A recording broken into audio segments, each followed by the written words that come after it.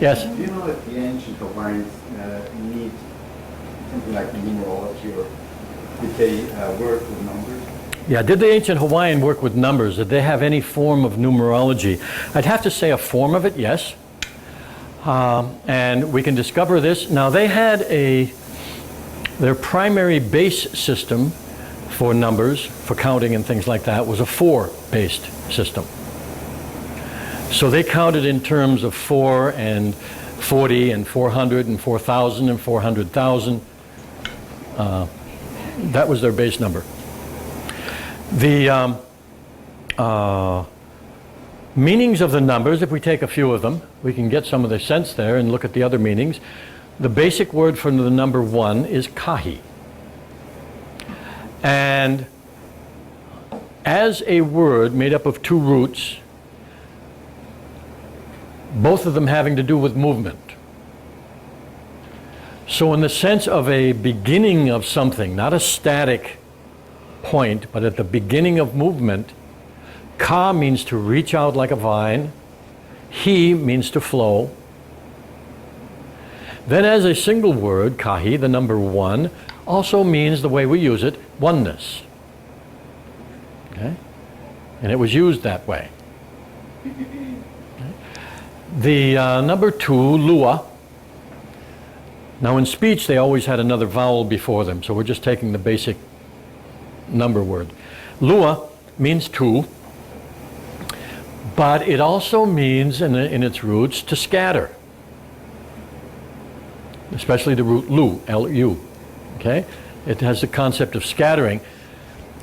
And which already there from 1, you've got oneness, now you've got 2-ness. That, in their mind, is the beginning of the scattering, or spreading, you could say that. And also anything that has to do with what we call 2-ness, duality. Okay? Of course, another meaning for the word 2 is curious enough, and I'm not sure how this would fit, but it's used in modern Hawaiian to mean the toilet, and because it really means pit. So a lua is a pit, which is a hole with an end or a bottom to it. Puka is a perforation. It's a hole that doesn't have any, like a hole in a door. That's why a door is called a puka. It's actually the doorway. It's a hole that just goes through. It doesn't have a bottom or finish to it. So lua is the hole with a pit. Now what's that got to do, how that relates to 2-ness? It may not.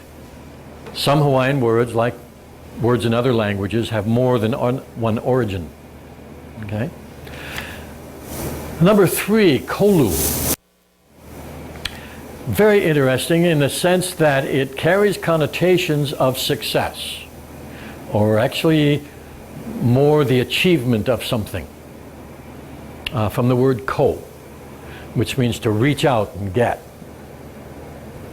I will please. The concept is that you're purposely reaching out and getting it, yes. Right. That's 3. Okay? And the olu, hard to tell exactly whether olu as a part of that is meaningful, because one of the meanings is cool and refreshing. But it also has to do with, it's used in the phrase for to please. Okay? Olu olu means please do something. Okay? And you have ha. Now there's the 4 word. That's a very important word because of its multiple meanings. And you can see how this could apply numerologically. It means life, breath, spirit. Ha. Okay? And 5 is lima. Lima lima is fingers. Lima is hand. Okay? Mana mana can be fingers too. Okay? And it has to do, lima, hana lima is handicrafts, handwork. Okay? So, but 5 was also a number used very much in healing. And of course, you heal with your hands, whether it's through mixing the herbs, laying on of hands, massaging. So the 5 has a strong healing connotation, and many of the healing rituals were done in a sequence of 5 actions, or 5 days, or 5 times. 6 is ono. And one of the meanings of that word is delicious. Okay? And, but also it means desire. Okay? Then you have 7 is an esoteric word, which is why you see our use of it so much. Hiku. And Hiku is a combination of the feminine energy, he, which is like flowing horizontally, and ku, standing upright. And Hiku is the number 7. Contains the male and combination of male and female energies. Okay.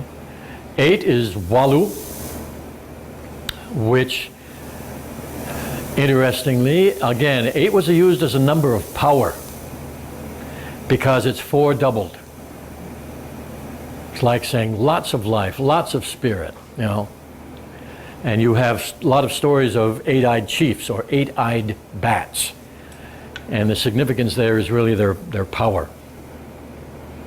So they say in English, 8 might from might.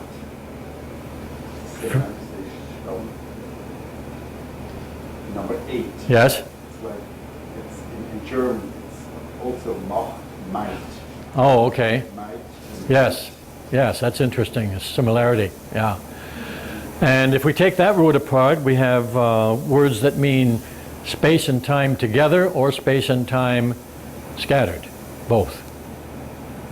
I guess it's according to what you want to do. And then 10 is umi.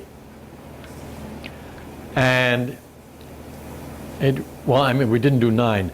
9 is aiwa, which is in Hawaiian not the Japanese electronics manufacturer, but it's a word that means mysterious. And even they recognize how mysterious the number 9 is, all the funny things that can be done with that number. And 10 is umi, and I suspect that's a more modern number, because umi means to bring together, bring everything together. And then from then on, it's umi this and umi that, and so I have a strong suspicion that's a modern number. But at any rate, it is Hawaiian today.